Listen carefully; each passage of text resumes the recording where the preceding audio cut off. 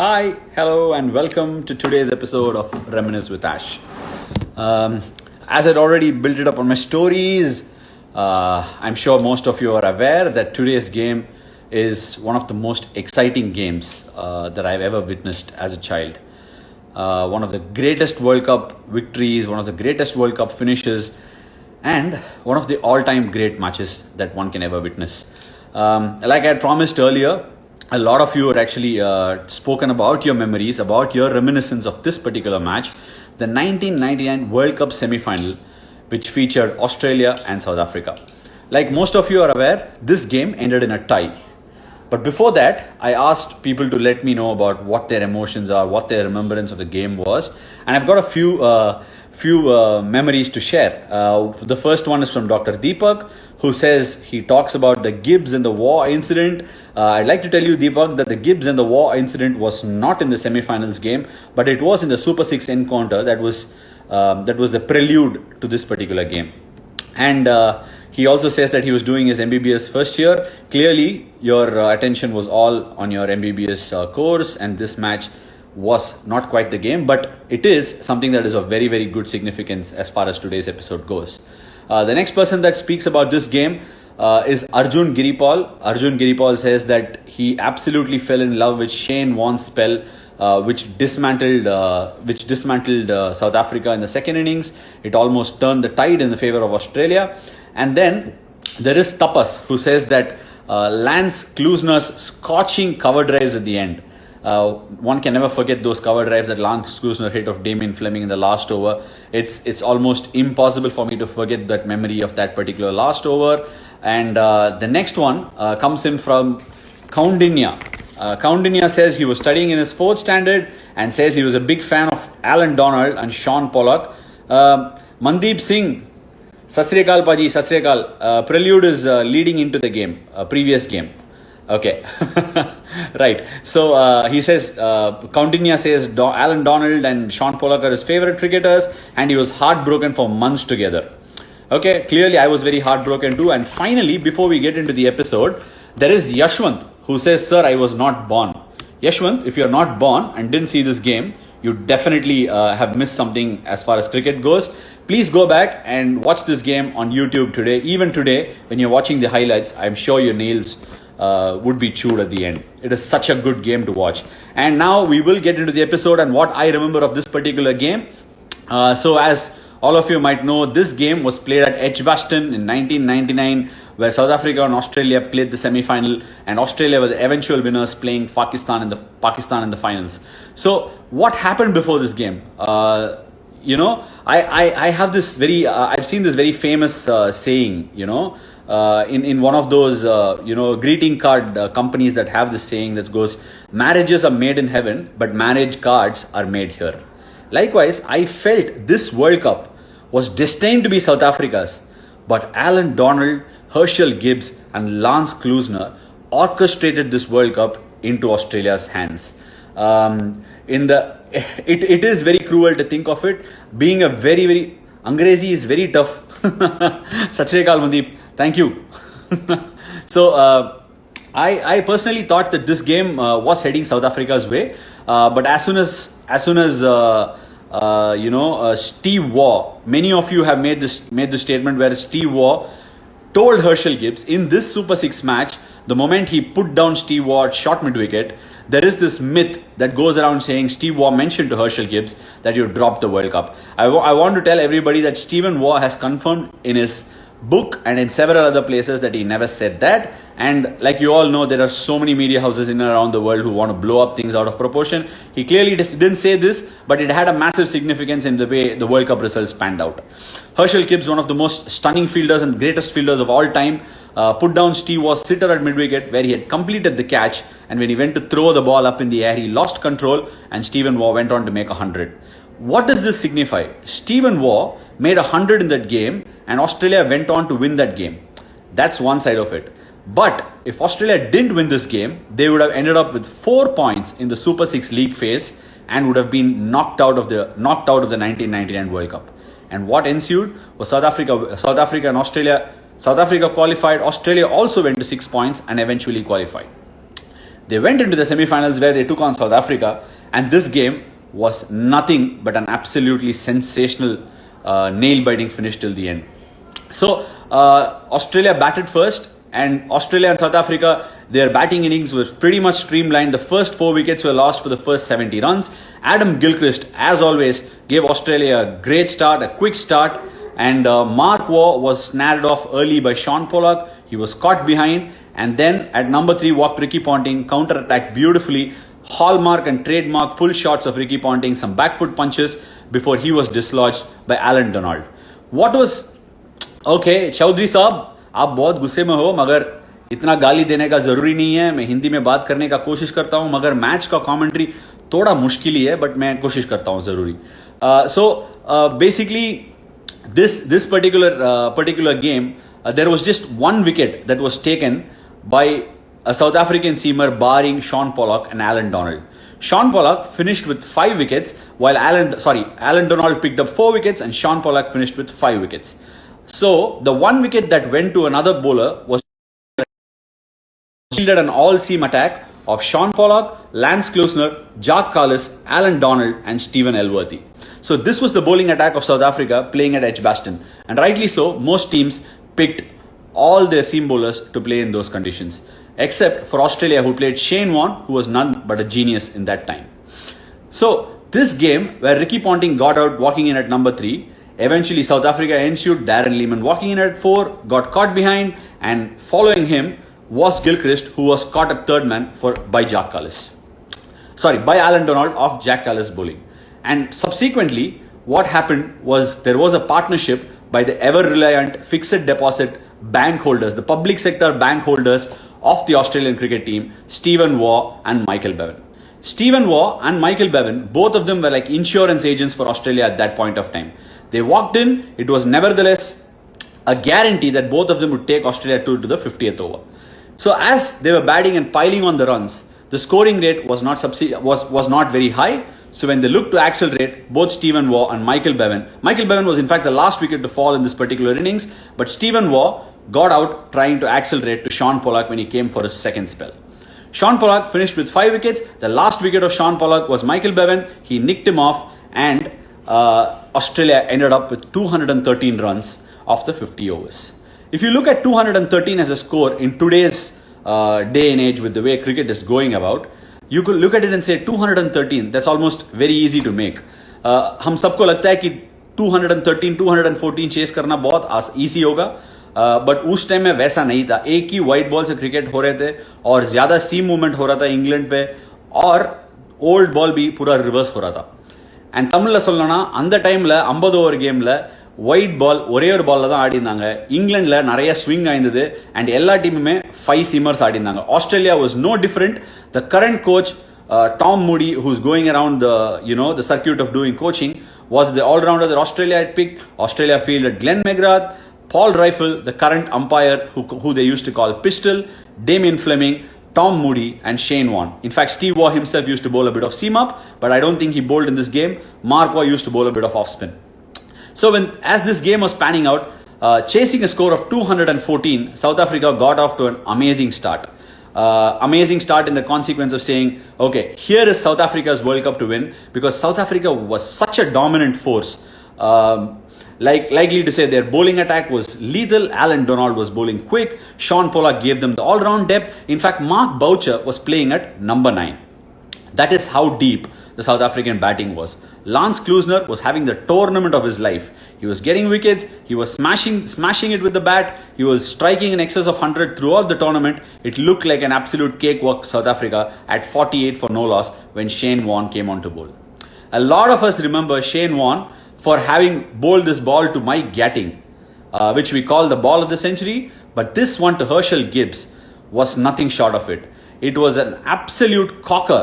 If you thought the ball that got Andrew Strauss out, if you thought the ball that got Mike Gatting out was an unbelievable delivery by Shane Warne, this was nothing short of an equal rip snorter. It curled in, drifted in the air, pitched well outside leg stump, got Herschel Gibbs to play against the spin towards mid-on and knocked over the off bail. And Shane Warne was in no mood to look back. He put a collapse and the speed breakers on the South African batting lineup. Next to go was Gary Kirsten. Yes, the successful Indian coach Gary Kirsten from the 2011 World Cup fame was the next victim of Shane Warne. He looked to slog sweep Shane Warne and got bowled.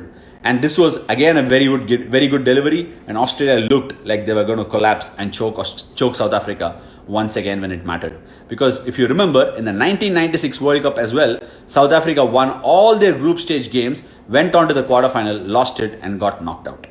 This was exactly when South Africa started to pull on to the choker tag. And after the wicket of Gary Kirsten, in walked the captain of South Africa, Hansie Cronje. If DRS was available, Hansie Cronje wouldn't have been out. And again, an outstanding delivery by Shane Warne hit the shoes of Hansie Cronje and went to slip, and he was given out by David Shepherd. After this dismissal, it looked like South Africa was never going to recover. But on the contrary to everybody's belief, Jacques Kallis and Jonty Rhodes put on an unbelievable partnership for the fifth wicket to resurrect South Africa from a deep hole and take them to 150-yard score. From 150 for 4, South Africa looked poised to accelerate and win this game. But again, as luck would have, Jonty Rhodes held out in the deep, playing a sweep pull, one of his trademark shots in those days. Shane Warne came back into the attack and again managed to put the brakes. He got Jacques Kallis out at short covers. While Sean Pollock had finished with a 5-wicket haul, when he came into bat, South Africa needed 54 runs out of the last 9 overs. Out of the last 6 overs. 6 overs, 54 in that time was like a massive score to get for any chasing team because of the reverse swing and the wearing wickets towards the end of the match. But Lance Klusener had other ideas. He pulled South Africa out yet again in the tournament, taking them very close to victory. With 16 runs needed of 8 balls, Lance Klusener was put down by Paul Rifle at the long on fence and the ball went for a 6. In fact, it was overturned as a boundary by David Shepherd. Consequently, what happened was Paul Rifle had not only put Lance Klusener down in that particular game, he had also dropped Jacques Kallis of Shane Warne's ball through his spell in the middle overs. Shane Warne finished with unbelievable figures. At one stage, he had 3 wickets, 4 maidens of 9 overs, and in the last over, Sean Pollock took him out for 14-15 runs. Otherwise, Shane Warne would have finished with an economy rate of less than 2 runs an over with 4 wickets. That was one of the greatest spells that you could have seen Shane Warne or any spinner wield in a limited overs match. But what happened after 8 balls, 16 runs was required was something unbelievable and a new pathway that Lance Klusener had laid. If Lance Klusener was about to be picked in an IPL auction right now with the kind of form he was in the 1999 World Cup, like they say very famously in all the IPL auction strategy meetings, they would have broken the bank. Lance Klusener would have been a multi-millionaire. He would have gone for a huge sum. Somebody who could bowl seam up, come down the order and smack the cricket ball like nobody's business. Lance Klusener hit 2 boundaries of the last over when South Africa needed 9 of the last over and Alan Donald, the last batsman, was at the non-striker's end. Lance Klusener whacked these 2 boundaries even before Mark Ward covers and deep mid-off on the subsequent balls could turn around, the ball had hit the fence and gone back to the bowler. That's how fearsome ball striking had been from Lance Klusener's side this entire World Cup. And after these 2 boundaries, it looked like South Africa's fate was sealed and they were going through to their first World Cup final. As it was looking all and rosy for South Africa, 4 balls if I'm not wrong, yes, 4 balls and 1 run to get, Lance Klusener in the form of his life, you would have thought South Africa was all but home into the final. But fate hadn't sealed the deal for South Africa. Lance Klusener hit the next ball straight to mid-on, looking to run again. Alan Donald looking to run this time, but Lance Klusener was in no mood to run, and Darren Lehman missed the direct hit at the non-striker's end. Now, it definitely looked like luck was on South Africa's side. I believed as a child watching this game, here you go South Africa, you're going to win this one. But again, next ball, Lance Klusener again mistimed it to mid-off. Mark Ward trying a reverse flick at the non-striker's end, missing it. Fleming cleaning it up and throwing it to Gillies' side, and the run out happened eventually. Because of what had happened in the Super League stages, not because South Africa had won over Australia, but also because of the number of points Australia had carried, Australia went on to go through to the finals, despite the game ending up in a tie.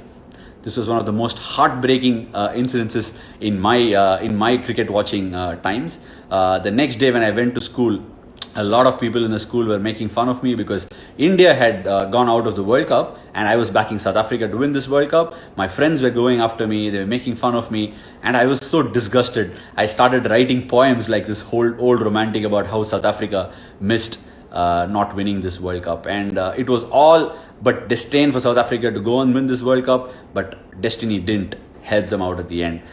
This run out, if it had to be spoken about, was a clear case of miscommunication on Lance Klusener and Alan Donald's part, where the previous run was missed and then Alan Donald didn't back up for the next run. Both balls, the run wasn't on. It was only the pressure that got South Africa here. But one thing that needs to be really, really given to Lance Klusener was the way he had played through the World Cup. And those images of Lance Klusener walking out, the security accompanying him, because the crowd comes through from England, they come into the stadium once the match is over, and Lance Klusener's eyes were tearing up, and I actually started tearing up in my house as well. One of the most heartbreaking losses ever in the game of cricket, because all of us, all cricket fans, Indians, Australians, anywhere in the world, we all believe that South Africa is such a good team and they deserve to win big tournaments, but it always keeps eluding them. Such is sport. It can be cruel sometimes, but this was one of those occasions where it provided us a great entertainment, and this also put Australia on the run of becoming one of the greatest teams ever. They went to the 96 final, lost to Sri Lanka at Lahore, won the 99 World Cup, won the 2003 World Cup, won the 2007 World Cup, and came to the quarterfinals in the 2011 World Cup, won the 2015 World Cup, and again semi-finalists in the 2019 World Cup. They are a team that's extremely dangerous when it comes to cricket World Cups. Steve Waugh's men although in 96 Mark Taylor was the one that took them there, but Steve Waugh's men put Australia on the world map of dominance. Ricky Ponting carried it forward and left a legacy which Steve Smith continues to carry now. And that's it from me on Reminisce with Ash for today's episode. While today is Thursday, I'd like to take some questions. If you have any questions, go ahead and ask me and I will be more than happy to answer, but no gullies. Thank you. Right, I'm just waiting for a few questions. If you'd like to ask me, what are the sports you enjoy other than cricket? Sir, I enjoy most of the racket sports. I watch a lot of tennis. My grandfather was a very, very big tennis fan. We used to sit and watch all the Grand Slams from the very young age. I also watch a lot of, I watch only World Cup football, don't watch much of Premiership football. So that's it from me. Oi bro, Hindi. Sir, सवाल तो English में पूछा था, इसीलिए जवाब भी English में दिया. अगर चाहिए तो क्वेश्चन भी हिंदी में पूछ लीजिए. Okay, right. Okay, don't give me information, guys. I'd like to answer questions. Please share the trick of carom ball. Sir, मैं middle finger से ऐसा carom ball खेलता हूँ. I play middle finger, use my middle finger for the carom ball. So it comes like that. Put the ball in the gap and then release it. It's no rocket science. It's tougher to do rather than explaining it. Kohli or Rohit? What a question. How do you answer that? Why do you start off spinner too straight? Sir, ये कौन सा question है sir? समझ में नहीं आया. What was your reaction? Okay. Bengali. Oh, Dada, kemon ache. Right. Do you play badminton? Sir, I never played badminton, but I did play badminton, but I played ball badminton for school states. It was one of my favorite sport apart from cricket. I used to play center and ball badminton. Your feeling on 2003 World Cup final. Okay. Sir, this question is completely illegal in today's episode. We are talking about the 1999 World Cup. Sir, I bowled medium pace until the age of 14. Yogesh Raja, I was a medium pacer. I opened the bowling for Tamil Nadu in under 14 state games. Not great with it. I was okay. I was more of a batsman, then changed into an off spinner. Okay. My first experience in Edgbaston, I played the first test at Edgbaston in 2018, where I got Alistair Cook out in both the innings. One of the most memorable test matches going to the southern hemisphere, going away from India and away from Asia and bowling. It was an unbelievably good test match. I enjoyed bowling there. Okay, right. What do you think of the 2003? Who's the best batsman in current time? It's very difficult to say who the best batsman in the current time is. Obviously, one of my teammates, Virat Kohli, he piles on the runs. He's one of the greatest batsmen that India has produced. Rohit Sharma is an unbelievably talented batsman, very difficult to bowl at when he's good, when he's on full song. There are other batsmen around the world who are extremely good as well. Joe Root, Kane Williamson. Steven Smith is an unbelievably good batsman. So it's very difficult to pick one. Would you take Kohli or Smith? I would take Kohli on my team and have Smith in Australia. That's what I would do. Because obviously I can't have Smith in my side. Dhoni is the greatest batsman. Okay, great. Okay, any non-controversial questions? Often during match. Okay, my relationship with Suresh Raina. My relationship with Suresh Raina is like an off-spinner and a mid-wicket fielder. Suresh has fielded all his life for me at either short mid-wicket or at slip. That's a relationship an off-spinner will always enjoy, because that's the most, played. The ball is played mostly to short mid-wicket by a right-hander, and he's done phenomenally well for me, and he's taken a lot of catches for me. And obviously on a personal basis, we played cricket together for the same franchisee. We played cricket together for India, so we've shared some great memories. He's a good friend.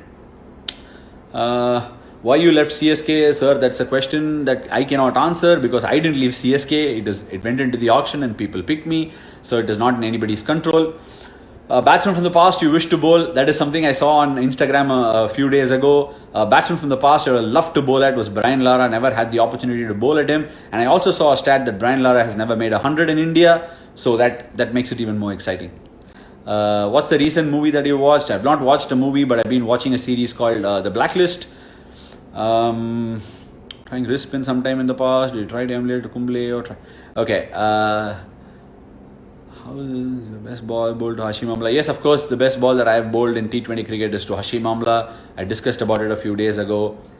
A cricket youngster any youngster that has impressed me. I'm 33 years old. Yeah, I'm 33 years young, and I don't wish to see youngsters and judge them as of now. Okay. Seen Game Changer? Have you seen Game Changer? Okay, I haven't heard of Game Changer. Let me watch it. Right. Okay. Giving a favorite actor is like giving you fodder for competing. Give me questions that are more reasonable. Dhoni or Kohli in captain. Okay, can I say Dhoni plus Kohli, Dholi? No, that's not allowed. It's very difficult to pick between the both. I've always gone and told you that it's not possible. Anything you would like to correct from the past? No, the past is gone. It's behind me. I can't correct anything, but I can learn from it and get better in the future. Ashwin बात Kartik calling Kartik जैसा sir अभी पता नहीं मैं movie नहीं बनाया. Gilly or Boucher, I loved both of them. Gilly was an unbelievably talented batsman. He changed the way opening batting had happened, and he completely put keeping and opening batting in the map of attractive cricket. And Mark Boucher was an unbelievably good keeper. He was very good gloveman. I have not seen a better gloveman than Mark Boucher, especially coming from that part of the world. Why would I rate my captaincy out of 10, sir? That's for somebody else to do. I wouldn't like to do that. Favorite foreign spinner, my all-time favorite spinners are Shane Warne, Muttiah Muralidharan and Anil Kumble. Harbhajan Singh has always been an inspiration because he comes from the same trade and from the same country. Okay, can you able to speak Tamil? I've done so many, sir. Naraya Tamil la pesirken sir idhe show liye thirupi vandu paanga Mahi Prakash vandu parunga. Any idea you can come, sir? All these IPL auctions and coming to a particular franchisee doesn't entirely rely on the players' hands. It's how the auction dynamics works, what a team needs and what a team doesn't need. So I hope that question never comes again. Okay, right. Bro, PUBG podlama. PUBG விட்டுட்டு வெளியில வந்து விளையாடுங்க bro. Okay. If I can take a few more questions, I've got 3 to 5 minutes left before I need to go and look after my kids. Any funny moments with legend Muralidharan? All moments with Murali sir has been funny. Murali sir is someone that I've really admired for his, for his sense of humor. He's always been great, and he's been a very, very good friend. He never behaves to you like he's a senior. He's always talking to you like a friend. He takes inputs from you all the time. The quarantine time is going on. It's getting a little, obviously, I'm sure everybody is getting a little frustrated about not being able to get back to normal life. Not playing cricket is something that's very new to me. So it is not easy, but we'll have to hang in there and fight this virus together. All right. Your favorite ground? My favorite cricket ground all over the world is Chennai Chepauk. That's where I played all my cricket, first class cricket for CSK, for India, best test matches, everything at Chennai. But around the world, I think it has to be MCG. Yuzvendra Chahal, can he adapt to the longer format of the game? Of course, anybody can adapt to the longer format of the game. It's only in the head. It's not about the skills. The skills can be acquired if you have a great mental repertoire. Any plans to try new delivery? The one new delivery that I would like to try is bowl left arm, because I've tried pretty much everything and I would like to keep improving every single day. About round arm bowling, I think you need to ask Kedar Jadhav. Yes, I changed my autograph over a period of time. That's a good question. I initially didn't have any idea of, that you should have an autograph in a certain fashion. In fact, there is a very interesting story on why I changed my autograph. I was signing these autographs for someone at the Chinnaswamy Stadium in Bangalore, and he quickly turned around and he asked me, "Sir, your signature is very basic. Anybody can put the signature, and I am not able to see why this is Ashwin." So I said, okay, I need to make it more understandable for children. So I tried to turn around my autograph and make it more legible and understandable for, especially for younger ones. About Graham Swan is an unbelievably good off spinner. Obviously, when you ask me about good spinners, I can't forget one or two here. But some of the great spells of Graham Swan always sticks in my head. The spell where he got 10 wickets against New Zealand in Lords is a game that I always keep watching on YouTube. Okay, favorite match, right? Play PUBG. Okay. Any quick advice on upcoming T20 cricketers? I don't believe that any cricketer requires advice, because there is access to information all around. Most of the information is available online these days. Commentators constantly talk. There is coaching, availability. But most importantly, every cricketer is very unique. So advising them with a straight, the same sort of platform is not the greatest of ideas.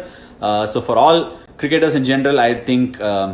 Just keep your hard work very sincere and keep working extremely hard and improving every single day.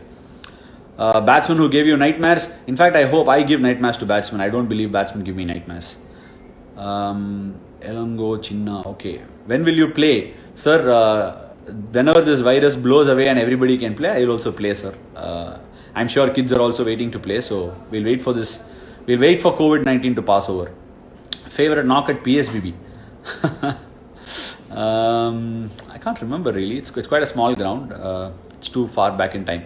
Toughest bowler you faced? I can't pick one. Who can I pick? The toughest bowler I faced? I think the quickest bowler I faced is Brett Lee. Extremely quick. And recently in Cape Town, when Rabada bowled one of those spells on the second day of the test match, that was rapid. That was very quick. Missing IPL. Yes, we are all missing IPL. Your favorite player to bowl? That's okay. That's pretty basic. Anyone else? Any questions? I can take questions for 2 minutes. Hello Arpan, kaise ho? ठीक है. Your favorite fielder? My favorite fielder is Ravindra Jadeja, no doubts. You can actually pay to watch Ravindra Jadeja on the field. Saha or punt behind the wicket? Why do I have to make such judgments? Both of them help me get wickets. Come on guys, help me. Cricketers have faced now. Okay. Favorite hobby? My favorite hobby is reading books. Book reading is something that's a great hobby that I've developed over the years. It gives me the power of imagination. I can fly around. I can imagine the scene however I want. It's even better than watching movies sometimes. Which team has highest chances of lifting World T20? You have to think it's India. I'm an Indian. What do you expect me to answer? So India it is. Who else? Right. If that's it, favorite Tamil actor. I'm not picking one favorite Tamil actor. I know it will lead to controversies. Your favorite captain, favorite Ranji match. Okay. There are quite a few Ranji matches that are favorite. Always the Tamil Nadu versus Mumbai encounter in the Ranji Trophy is very healthy, and I love playing the game between Tamil Nadu and Mumbai. But off late, the Tamil Nadu-Karnataka rivalry has kicked back in, so I enjoy it too. I'm not very good with drawing and painting, unfortunately, although I would love to be good at it, but I'm terrible at it, truth be told. Memorable moment in cricket. I think the 2011 Cricket World Cup that we won and the 2013 Champions Trophy that we won have to be the greatest moments of my cricketing life so far. Autobiography எழுதுகிற idea இருக்கானா? எழுதிட்டா போச்சு. அது என்ன அவ்வளோ கஷ்டம்தான். எழுதுனா எப்போவுமே controversy வரும், பட் கண்டிப்பாக எழுதுவோம். Will you get into politics or movies? ஏன் சார் ஒருத்தன் நல்லா இருக்கிறது பிடிக்கலையா? மூவிஸ் பாலிடிக்ஸ்னு கேட்டு. Okay, right. You watch football? Of course I watch football, but I only World Cups, not Premiership. Your English tutor's name? Right. Okay, I'll take one more question. DK or Ashwin, who's the best commentator? Right, DK nor Ashwin have done any commentary, so it's very early to judge. Once we get there, we will judge and let you know, and we'll allow you to make the judgments. And that's it from me today. I've loved taking all the questions, but the most important segment of today's episode is going to just come out now. We are going to have the Reminisce with Ash quiz day after tomorrow. But how do you enter into this quiz? You will have to answer a question, and the question for that quiz is as follows. We all know the game between South Africa and Australia was tied. Okay. The most important thing that I suggested in this game was Alan Donald picking up 4 wickets and Sean Pollock picking 5 wickets for South Africa, making a combined total of 9. Who picked that one other wicket that was of Adam Gilchrist in this particular match? Who picked that one wicket, barring Sean Pollock and Alan Donald in this particular game? Once you have the answer, don't DM it to me. reminiscewithash@gmail.com is the email ID that you have already. Answer the question there and stand a chance to get into the quiz live. We have made sure that you can get into the quiz hassle-free this week, and we'll also try and see if we can fit in people who missed out last week, and we will have a grand monthly quiz and announce the winners at the end of 4 weeks. Thank you so much for joining in today. I'll see you day after tomorrow. Till then, stay safe, stay home, take care, bye-bye.